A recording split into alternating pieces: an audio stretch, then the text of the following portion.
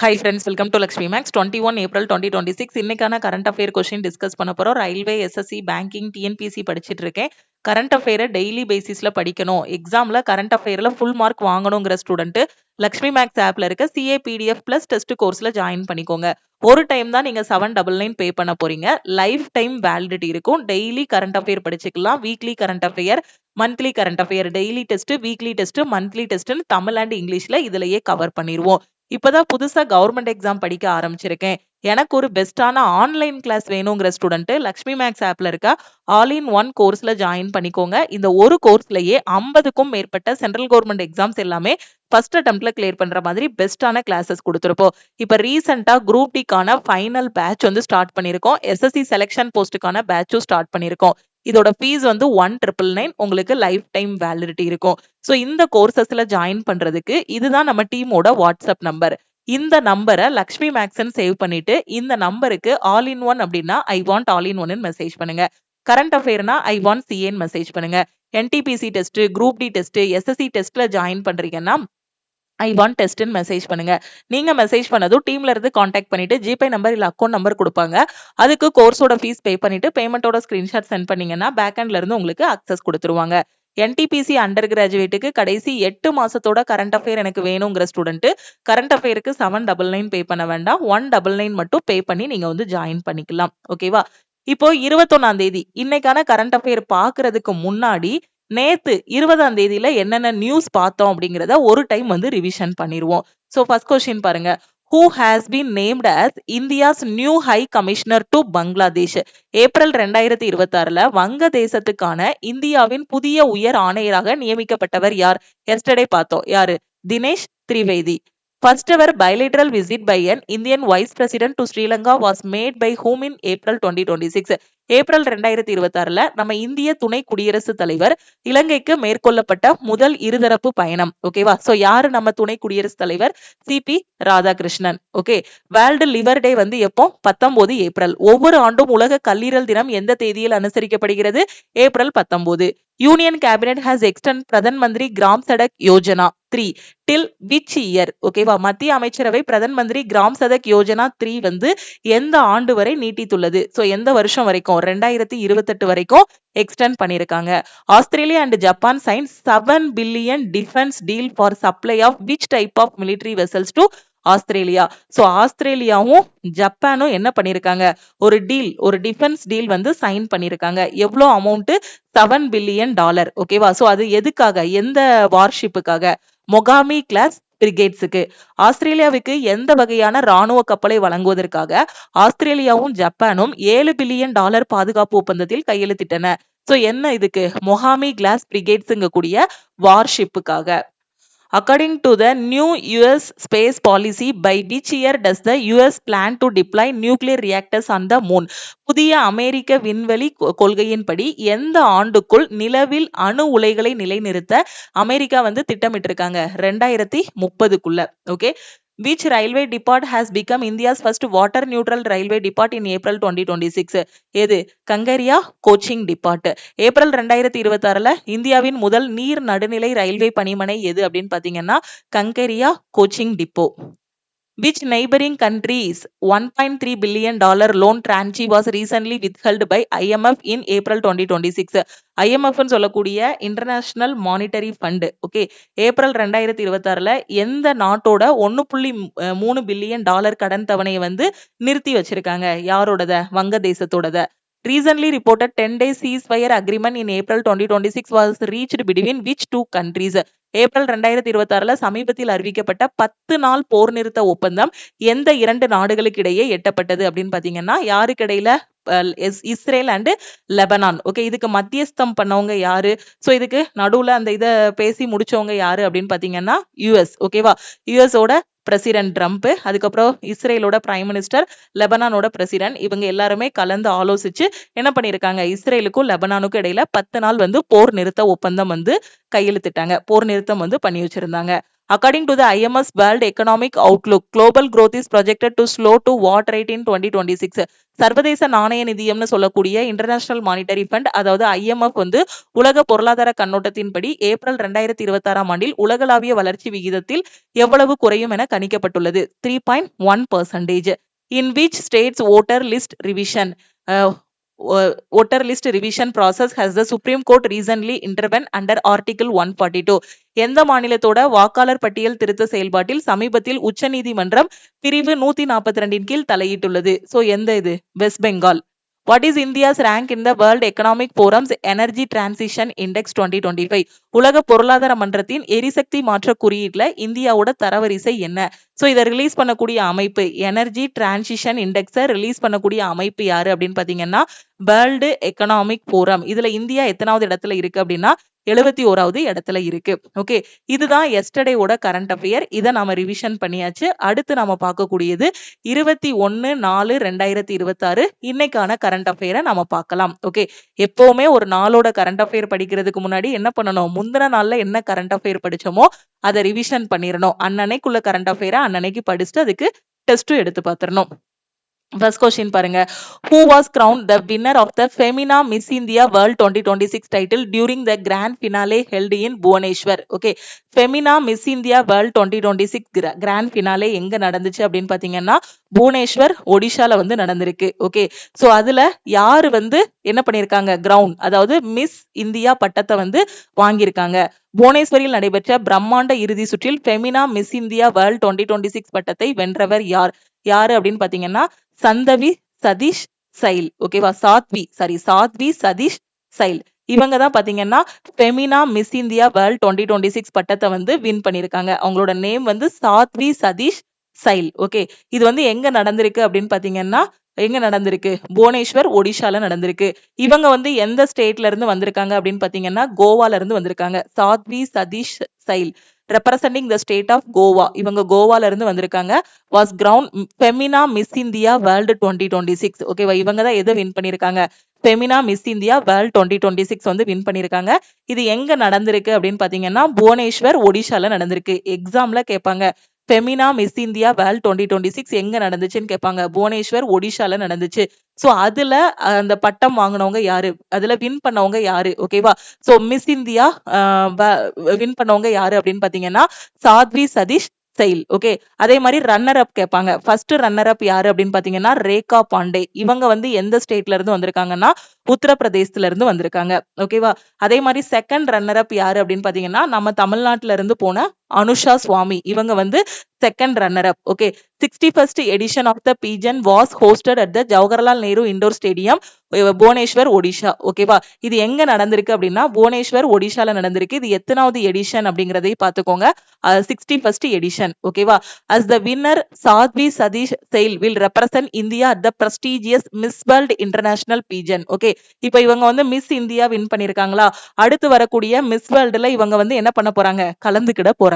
ஓகேவா, கோவா மாநிலத்தை பிரதிநிதித்துவப்படுத்திய சாத்வி சதீஷ் சைல் இவங்க தான் ஃபெமினா மிஸ் இந்தியா வேர்ல்ட் 2026 வந்து என்ன பண்ணிருக்காங்க? வின் பண்ணிருக்காங்க. இதே மாதிரி ஃபர்ஸ்ட் ரன்னர் அப் யாரு அப்படின்னு பாத்தீங்கன்னா ரேகா பாண்டே. இவங்க உத்தரப்பிரதேசத்தை சேர்ந்தவங்க. ரெண்டாவது ரன்னர் அப் யாரு அப்படின்னா அனுஷா சுவாமி. இவங்க நம்ம தமிழ்நாட்டை சேர்ந்தவங்க. இந்த அழகி போட்டி எங்க நடந்திருக்கு அப்படின்னு பாத்தீங்கன்னா புவனேஸ்வர்ல இருக்கக்கூடிய ஜவஹர்லால் நேரு உள் விளையாட்டு அரங்குல வந்து நடந்திருக்கு. இந்த புவனேஸ்வர் எங்க இருக்கு? ஒடிஷால இருக்கு. இது எத்தனாவது பதிப்பு அப்படின்னு பாத்தீங்கன்னா 61வது பதிப்பு. இந்த வெற்றி சாத்வி சதீஷ் சைலோட இந்த வெற்றி வந்து மிஸ் வேர்ல்டுல அவங்க வந்து என்ன பண்ண போறாங்க? இந்தியா சார்பில் அவங்க வந்து கலந்துக்கிட போறாங்க. ஓகே, அடுத்த question. Who has been conferred with the prestigious Professor M.S. Swaminathan Award for the year 2026? 2026ஆம் ஆண்டுக்கான மதிப்புமிக்க பேராசிரியர் எம்.எஸ். சுவாமிநாதன் விருது யாருக்கு வழங்கப்பட்டது? யாருக்கு அப்படின்னு பாத்தீங்கன்னா டாக்டர் சீனிவாச ராவ். ஓகே, இவருக்கு தான் எம்.எஸ். சுவாமிநாதன் அவார்டு வந்து கொடுக்க போறாங்க. Doctor Srinivasa Rao, the director of National Academy of Agriculture Research Management, has been honored with the M.S. Swaminathan Award.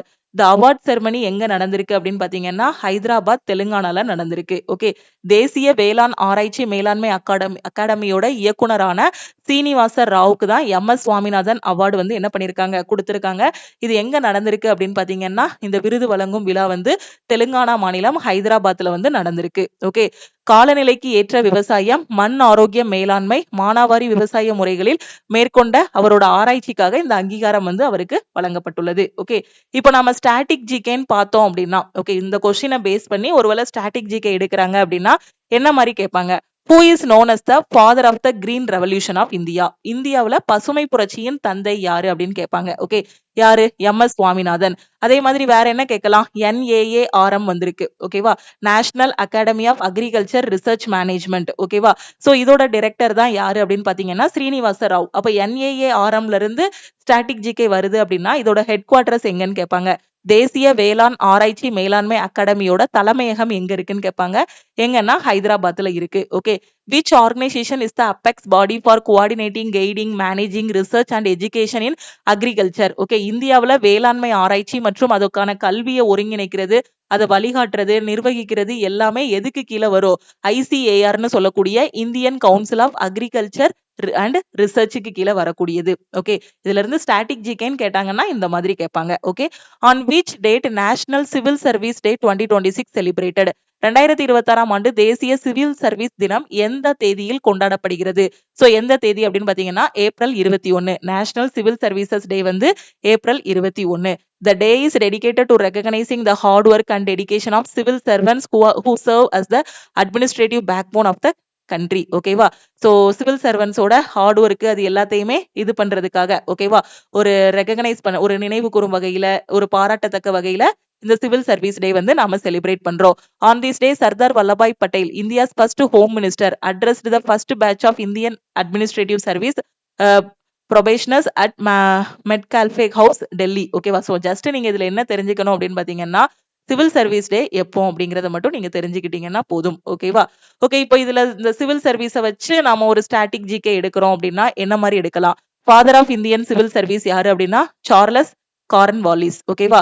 அதே மாதிரி கான்ஸ்டிடியூஷனல் ப்ரொவிஷன் பாத்தீங்க அப்படின்னா அந்த ஸோ யூனியன் டெரிட்டரி ஸ்டேட்ஸ்ல வந்து அந்த சர்வீசஸை பத்தி சொல்றது எந்த ஆர்டிகிள் அப்படின்னு பாத்தீங்கன்னா ஆர்டிகிள் 308ல இருந்து 323 வரைக்கும். ஓகேவா? Okay, which body is responsible for the training of newly recruited IAS officer? Okay, UPSC exam எழுதி புதுசா IAS ஆவாங்க இல்லையா, அவங்கள ட்ரெயின் பண்றது எங்க அப்படின்னு பாத்தீங்கன்னா LBSனா இதுல. ஓகேவா? LBSனாங்கிறது Lal Bahadur Shastri national academy of administration. இது எங்க இருக்கு அப்படின்னு பாத்தீங்கன்னா முசோரியில இருக்கு. UPSC எழுதி IAS ஆகுறவங்களுக்கு ட்ரைனிங் வந்து இங்கதான் நடக்கும். ஓகேவா? ஓகே, அடுத்த question. According to the latest Bloomberg billionaire index, who has overtaken Mukesh Ambani to become the richest person in Asia? சமீபத்திய ப்ளூம்பர்க் பில்லியனரி குறியீட்டுல பாத்தீங்கன்னா முகேஷ் அம்பானியை விட முந்தி யாரு ஆசியாவின் மிகப்பெரிய பணக்காரர் ஆனார்? ஓகேவா? சோ யார் இதை வந்து வெளியிடுறாங்க, யாரோட கருத்து அப்படிங்கிறதையும் நீங்க வந்து என்ன பண்ணணும்? படிக்கணும். நீங்க எக்ஸாம் போகும்போது யாரு வந்து இப்போ ஃபர்ஸ்ட் பணக்காரங்க அப்படிங்கறத மட்டும் படிச்சுட்டு போகாம அதை வெளியிட்ட அமைப்பு எதுங்கிறத பார்க்கணும். Bloomberg billionaire index. ஓகேவா? சோ இப்போ இதுல யாரு இருக்கா அப்படின்னு பாத்தீங்கன்னா யார் இருக்காங்க அப்படின்னா கௌதம் அதானி. ஓகேவா? சோ இவங்க தான் இப்போ ஆசியாவிலே நம்பர் 1 பணக்காரங்களா இருக்காங்க. அவங்களுக்கு அடுத்து யார் இருக்காங்க அப்படின்னு பாத்தீங்கன்னா முகேஷ் அம்பானி வந்து இருக்காரு. Gautam Adani, chairman of the Adani group, has reclaimed the title of Asia's richest person. ஆசியாவில ரிச்சஸ்ட் பர்சன் யாரு அப்படின்னா கௌதம் அதானி. அதுக்கப்புறம் யார் இருக்காங்க அப்படின்னு பாத்தீங்கன்னா ரிலையன்ஸ் இண்டஸ்ட்ரியோட chairman Mukesh Ambani. as per the report Gautam Adani's net worth, இவரோட சொத்து மதிப்பு பாத்தீங்க அப்படின்னா $92.6 பில்லியன். அதே மாதிரி முகேஷ் அம்பானியோடது பாத்தீங்கன்னா $90.8 பில்லியன். ஓகேவா? ஓகே, அதே நம்ம குளோபல் லெவல்ல பார்த்தோம் அப்படின்னா கௌதம் அதானி எத்தனாவது இடத்துல இருக்காரு அப்படின்னா 19வது இடத்துல வந்து இருக்காரு. ஓகேவா? இப்ப குளோபல் லெவல்ல யாரு ஃபர்ஸ்ட் நம்பர் 1 பணக்காரங்க அப்படின்னு பார்த்தோம்னா எலன் மாஸ்க். ஓகேவா? ஓகே, இப்போ அதானி குரூப்போட ஹெட் குவார்டர்ஸ் எங்க இருக்கு அப்படின்னா அகமதாபாத், குஜராத்ல இருக்கு. இவங்க எப்போ ஆரம்பிச்சாங்கன்னா எப்போ தொடங்கினாங்கன்னா 1988ல. இதே மாதிரி ரிலையன்ஸ் இண்டஸ்ட்ரியோட ஹெட் குவார்டர்ஸ் தெரியும், Mumbai, Maharashtra. Okay okay Bloomberg billionaires index. Okay, இவங்க என்ன பண்ணுவாங்கன்னா இவங்களோட வேலை என்ன அப்படின்னு பாத்தீங்கன்னா ரிச்சஸ்ட் பர்சனோட அந்த டெய்லி நெட்வொர்த் எல்லாத்தையுமே என்ன பண்ணிட்டு இருப்பாங்க அப்படின்னா அப்டேட் பண்ணிட்டு இருப்பாங்க. ஓகேவா? யாரு பணக்காரங்க அப்படிங்கறத வெளியிடுறது தான் இவங்களோட வேலையே. ஓகேவா? அதானி குழுமத்தோட தலைவர் கௌதம் அதானி வந்து ரிலையன்ஸ் இண்டஸ்ட்ரீஸ் தலைவர் முகேஷ் அம்பானியை முந்தி ஆசியாவின் மிகப்பெரிய பணக்காரர் கூடிய பட்டத்தை பெற்றுள்ளார். ஓகேவா? சோ இப்போ பாத்தீங்கன்னா கௌதம் அதானியோட சொத்து மதிப்பு $92.6 பில்லியன் ப்ளூம்பெர்க் படி. ஓகேவா? முகேஷ் அம்பானியோடது பாத்தீங்கன்னா $90.8 பில்லியன். ஓகேவா? சோ இப்போ ப்ளூம்பெர்க் பில்லியனரி குறியீட்டுல உலக அளவுல பார்த்தோம் அப்படின்னா கௌதம் அதானி எத்தனாவது இடத்துல இருக்காருன்னா 19வது இடத்துல இருக்காரு. இதே மாதிரி உலக அளவுல யாரு வந்து ஃபர்ஸ்ட் பணக்காரர்னு பாத்தீங்கன்னா எலன் மாஸ்க். ஓகே, அதானி குழுமத்தோட தலைமையகம் வந்து அகமதாபாத் குஜராத்ல இருக்கு. அதானி குழுமம் எப்போ தொடங்கப்பட்டதுன்னா 1988ல. ரிலையன்ஸ் இண்டஸ்ட்ரியோட ஹெட் குவார்டர்ஸ் மும்பை மகாராஷ்டிரால இருக்கு. இந்த ப்ளூம்பெர்க் பில்லியனர்கள் குறியீடு. ஓகேவா? சோ இவங்களோட வேலை என்ன அப்படின்னு பாத்தீங்கன்னா உலக பணக்காரர்களோட சொத்து மதிப்பு என்ன அப்படின்னு டெய்லி பேசிஸ்ல அப்டேட் பண்ணிட்டு யாரு பணக்காரங்க அப்படிங்கறத சொல்றதுதான் இவங்களோட வேலையே. ஓகேவா?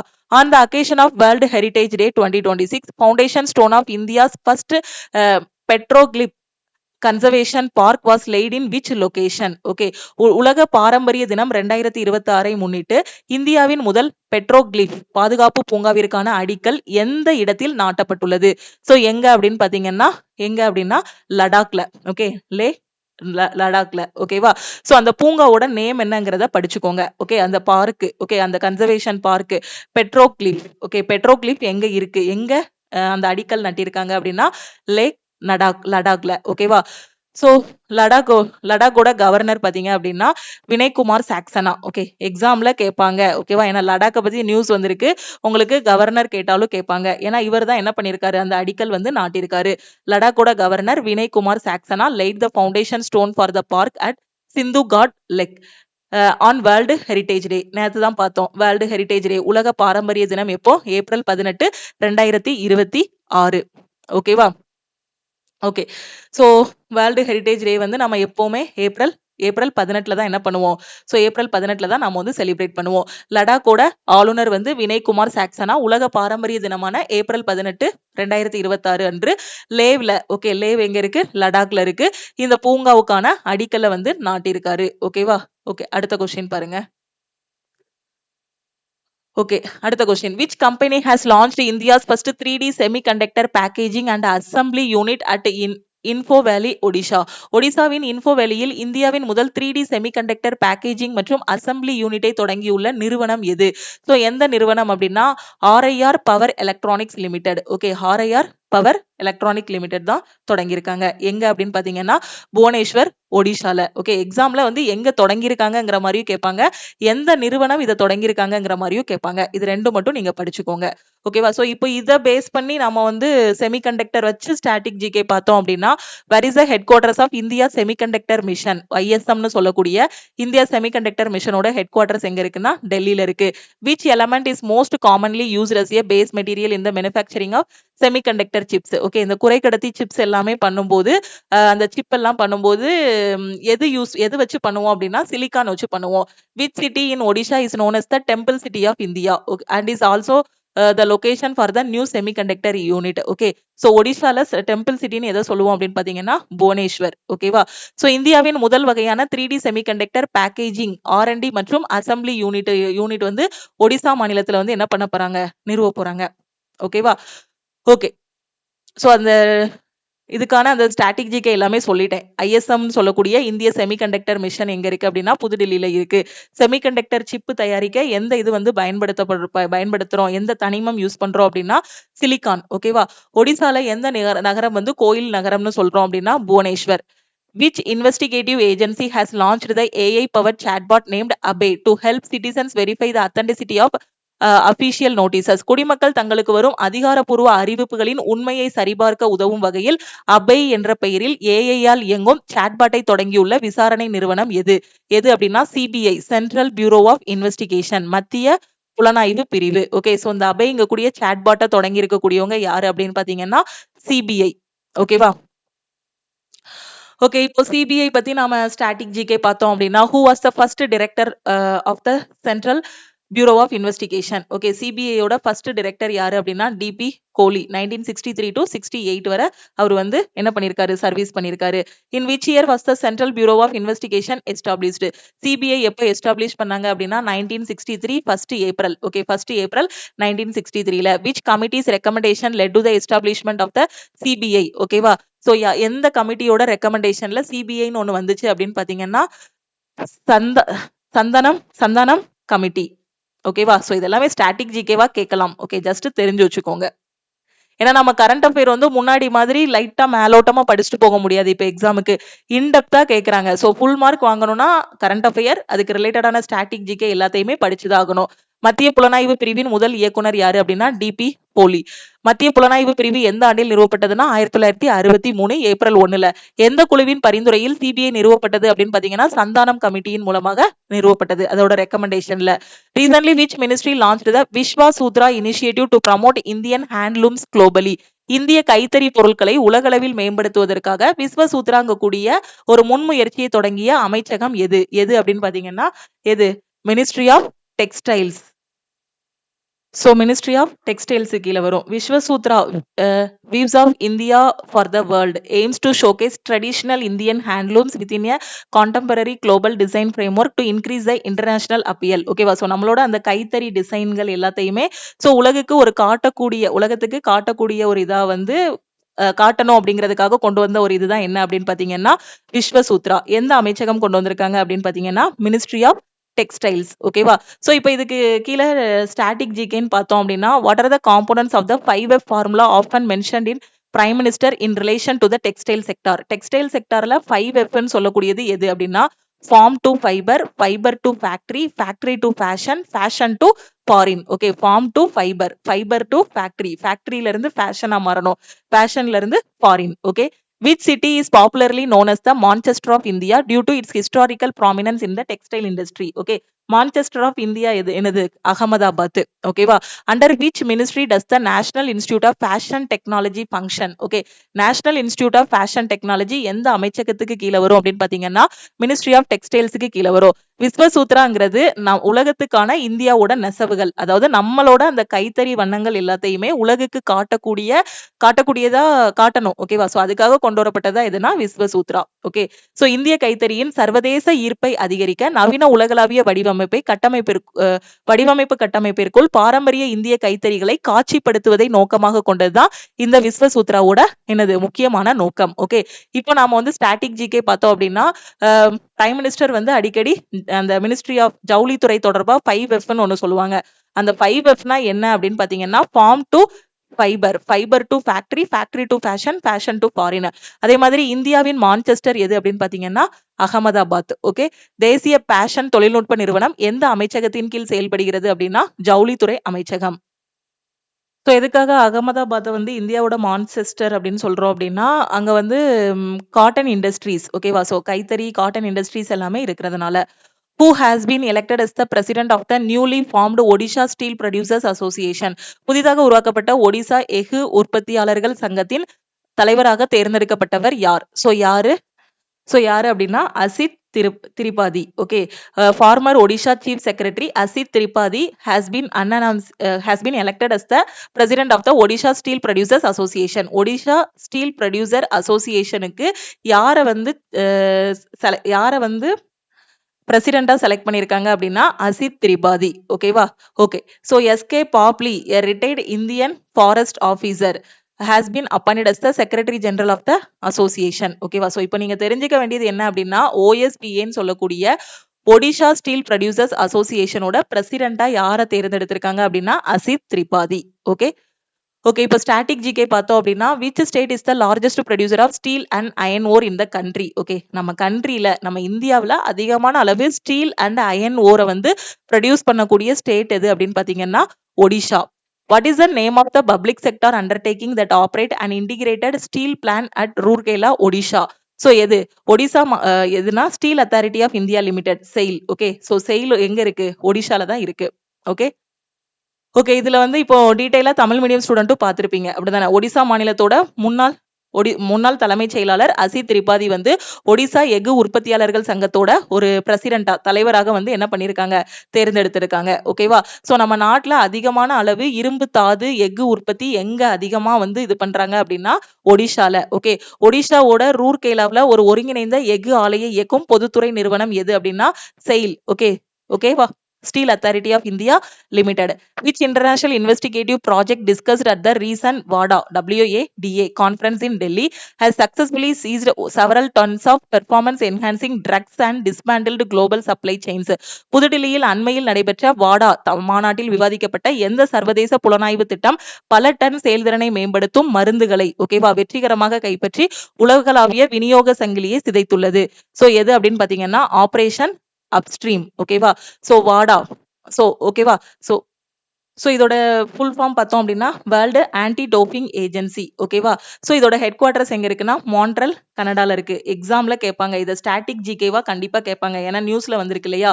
சோ இதோட expansion world anti doping agency. அதே மாதிரி நாடா அப்படின்னா national anti doping agency. Okay, வாடாங்கிறது வேர்ல்டு ஆன்டி டோப்பிங் ஏஜென்சி. இதோட ஹெட் குவார்டர்ஸ் வந்து மான்ட்ரல் கனடா. இப்ப யார் இதுக்கு பிரசிடென்டா இருக்காங்க அப்படின்னா விட்டோல்ட் பங்கா. நாடாங்கிறது national anti doping agency. Okay, இது எப்ப எஸ்டாப்ளிஷ் பண்ணாங்கன்னா நவம்பர் 24, 2005ல. ஓகே, அதே மாதிரி முக்கியமான இன்டர்நேஷனல் ஆர்கனைசேஷன் பார்த்தோம்னா இன்டர்போல். ஓகேவா? So international criminal police organisation. இதோட ஹெட் குவார்டர்ஸ் எங்க இருக்குன்னா லியான், பிரான்ஸ்ல இருக்கு. ஓகே, இதே மாதிரி தமிழ் மீடியம் பாருங்க. வாடா வந்து எப்ப நிறுவப்பட்டதுன்னா நவம்பர் 10, 1999ல. இதோட தலைமையகம் வந்து மான்ட்ரல் கனடால இருக்கு. இதோட தலைவர் வந்து விட்டோல்டா பாங்கா, இப்ப இருக்கக்கூடிய தலைவர். எப்படினாலும் கேட்கலாம், உங்களுக்கு ஸ்டாட்டிக் ஜிகேவாவும் கேட்கலாம். ஓகேவா? அதே மாதிரி நாடாங்கிறது என்னதுன்னா நேஷனல் ஆன்டி டோப்பிங் ஏஜென்சி, தேசிய ஊக்க மருந்து எதிர்ப்பு முகமை. இது நவம்பர் 24, 2005ல தொடங்கப்பட்டது. ஓகே, சோ இதோட நோக்கம் என்ன அப்படின்னு பாத்தீங்கன்னா விளையாட்டுத் துறையில ஊக்க மருந்து கட்டுப்பாட்டு திட்டத்தை மேம்படுத்துதல், ஒருங்கிணைத்தல், கண்காணிப்பது. இதுதான் என்னது நாடாவோட இது நேஷனல் ஆன்டி டோப்பிங் ஏஜென்சி. ஓகேவா? அடுத்து இன்டர்போல்ங்கிறது இன்டர்நேஷனல் போலீஸ். ஓகேவா? சோ இதோட தலைமையகம் லியான், பிரான்ஸ்ல இருக்கு. ஓகே, அடுத்த question. Which state has launched India's first integrated highway accident care system project Sanjeewani? ஓகேவா? சோ இந்தியாவின் முதல் ஒருங்கிணைந்த நெடுஞ்சாலை விபத்து பராமரிப்பு அமைப்பான ப்ராஜெக்ட் சஞ்சீவனி. ஓகேவா? சஞ்சீவனி இந்த இதை தொடங்கிய மாநிலம் எது? ப்ராஜெக்ட் சஞ்சீவனி. ஓகே, இது எந்த மாநிலத்தில் தொடங்கியிருக்காங்க அப்படின்னா தெலுங்கானால தொடங்கியிருக்காங்க. தெலுங்கானா கவர்மெண்ட் வந்து ப்ராஜெக்ட் சஞ்சீவனி அப்படிங்கக்கூடிய ஒரு ப்ராஜெக்டை லான்ச் பண்ணியிருக்காங்க. First fully integrated trauma care and highway rescue protocol. ஓகேவா? சோ இந்த ப்ராஜெக்டோட முக்கியமான இது என்ன அப்படின்னு பாத்தீங்கன்னா ஆக்சிடென்ட் மூலமா நடக்கக்கூடிய அந்த டெத்தை வந்து என்ன பண்றது, பிரிவென்ட் பண்றது. ஓகேவா? தடுக்கிறது, ஆக்சிடென்ட் நடக்காம தடுக்கிறது ஹைவேஸ்ல. The project was launched as part of Telangana's Arrive Alive Road Safety Week under the 99-day action plan. The initiative will be piloted on a 251 km stretch of National Highway 44 between Hyderabad and Adilabad. ஓகேவா? So இதோட முக்கியமான நோக்கம் என்ன, இது வந்து எந்த ஸ்டேட்ல கொண்டு வந்திருக்காங்கன்னு பாருங்க. ப்ராஜெக்ட் சஞ்சீவனி இதோட முக்கியமான நோக்கம் என்ன அப்படின்னு பாத்தீங்கன்னா ஆக்சிடென்ட் நடக்கிறதுக்கு முன்னாடியே அதை வந்து என்ன பண்றது, தடுக்கிறதுக்கு. தெலுங்கானா அரசு முதல் முழுமையான ஒருங்கிணைந்த விபத்து சிகிச்சை மற்றும் நெடுஞ்சாலை மீட்பு நெறிமுறையான ப்ராஜெக்ட் சஞ்சீவனியை வந்து தொடங்கியிருக்காங்க. ஓகே, அந்த நேம்லே தெரியுது. ஓகேவா? சோ பிரிவென்ட் பண்றது. ஓகேவா? சோ சஞ்சீவனி நெடுஞ்சாலைகளில் ஒருங்கிணைந்த அவசர விபத்து, ஒரு விபத்து நடக்கிறதுக்கு முன்னாடி தடுக்கிறது, பிளஸ் அது போக அங்க விபத்து ஏற்பட்டாலும் அதுக்கு வந்து என்ன பண்றது, உடனடியா சிகிச்சை கொடுக்கிற மாதிரி. ஓகே, சாலை விபத்துகளால் ஏற்படும் தவிர்க்கக்கூடிய இறப்புகளை குறைப்பதற்கு. ஓகே, சோ அந்த விபத்து மூலமா டெத் எல்லாமே கம்மி பண்றதுக்கு இந்த திட்டம் 99 நாள் செயல் திட்டத்தின் கீழ் தெலுங்கானாவின் அரைவ் அலைவ் சாலை பாதுகாப்பு வாரத்தின் ஒரு பகுதியாக இதை வந்து என்ன பண்ணிருக்காங்க, தொடங்கியிருக்காங்க. ஓகே, அடுத்த question. In April 2026, which neighboring country did India supply 13 tons of Bacillus calmette-guerin vaccine as medical assistance? April 2026ல எந்த அண்டை நாட்டுக்கு மருத்துவ உதவியாக 13 டன் பிசிஜி தடுப்பூசிகளை வழங்கியுள்ளது? இந்தியா வந்து யாருக்கு கொடுத்திருக்கோம் 13 டன் இந்த பிசிஜி தடுப்பூசிகளை யாருக்கு கொடுத்திருக்கோம் அப்படின்னா ஆப்கானிஸ்தானுக்கு கொடுத்திருக்கோம். India delivered 13 tons. எத்தனை டன்னுங்கிறத பாத்துக்கோங்க, யாருக்கு கொடுத்திருக்கோங்கிறத பாத்துக்கோங்க. என்ன கொடுத்திருக்கோம், பிசிஜி வேக்சின். யாருக்கு, இந்தியா வந்து யாருக்கு கொடுத்திருக்கோம், ஆப்கானிஸ்தானுக்கு வந்து கொடுத்திருக்கோம். Okay, to support its child immunisation programme against tuberculosis. ஓகேவா?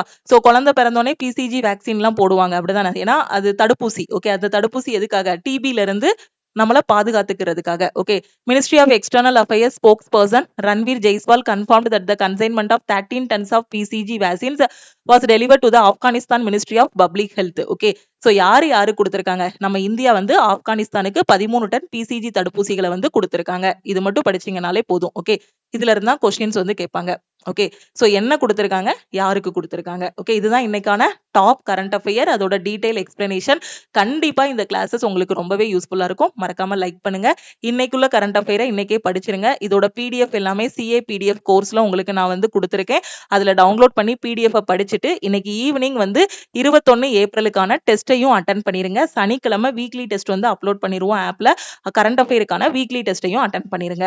இது உங்களுக்கான homework question. India has set a target to achieve how much nuclear power generation capacity by the year 2047. 2047 ஆண்டுக்குள் இந்தியா வந்து எவ்வளவு அணுசக்தி உற்பத்தி திறனை எட்ட ஒரு இலக்கு நிர்ணயிச்சிருக்கோம். ஓகேவா? ஒரு டார்கெட் எவ்வளவு பிக்ஸ் பண்ணிருக்கோம் 2047க்குள்ள எவ்வளவு அணுசக்தி வந்து உற்பத்தி திறன் வந்து பண்ண போறோம், எவ்வளவு உற்பத்தி பண்ண போறோம் அப்படிங்கறத மறக்காம கமெண்ட்ல சொல்லுங்க.